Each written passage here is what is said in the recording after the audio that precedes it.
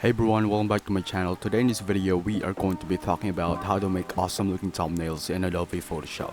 Although this video might be too fast for you, so you can play it in a much slower pace. Without further ado, let's go. First of all, go to your desktop and open up Adobe Photoshop. Then after it is open, use this following preset.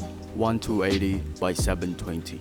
Use this preset or there might be problems when you're trying to upload your thumbnails. Then after that, go over here and select the background color. You can basically choose any color that you want. Just don't make it a plain color. Then after that, head over to Google, then search any background that you want. In this video, we are going to be using a plain room background.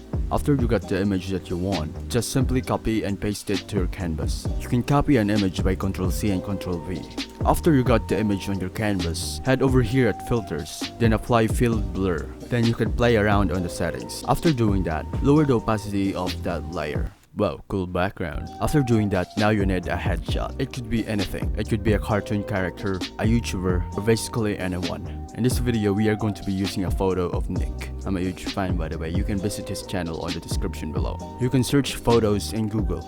After you got the right photo, copy and paste it onto Photoshop. And now we are going to be removing the background of the photo. You can either use the quick selection tool or pen tool. In this video, I'm going to be using pen tool because it is more precise. Let's get into it. If you don't know how to remove the background yet, check out this video that I made.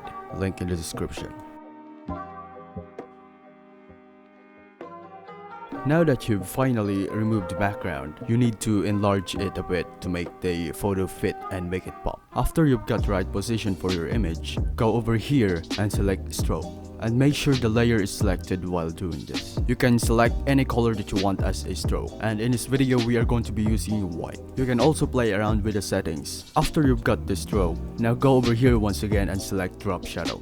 You can play around the setting as much as you want. But for me, the default looks good, so I'm keeping it. Then after that, we can now work on the text. You can either put text box or no text box, but in this video we are going to be using text boxes. First of all, use your text tool over here or press T. After that, type the text that you want. You can play around the text settings as much as you want. And for the font, I always recommend Bebas.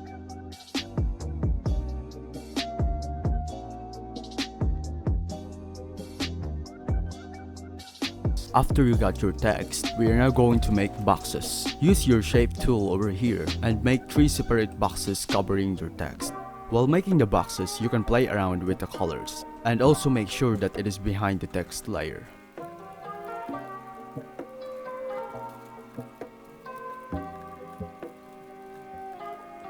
After playing with the colors and you've got the good combination, wow, that looks amazing. You can now group this layer as text. You can do this by clicking on the top layer, which is a text layer.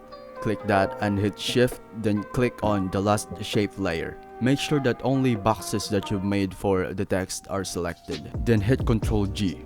Then rename that group layer into text. Then after that, we are going to be adding drop shadows. Just like what we did before, click over here and click on drop shadows. You can play around the settings as much as you like. After doing that, now we are going to be adding a light source. This is completely optional. You can do this if you want to, but if you don't, you can. For the light layer, you can create a new layer on top of everything. Then use your brush tool. Make sure that it is currently using the soft brush preset. Then lower the opacity of the brush. Then select the color white. And also increase the size of the brush. Follow along. You can use your sense of lighting to know which side is better.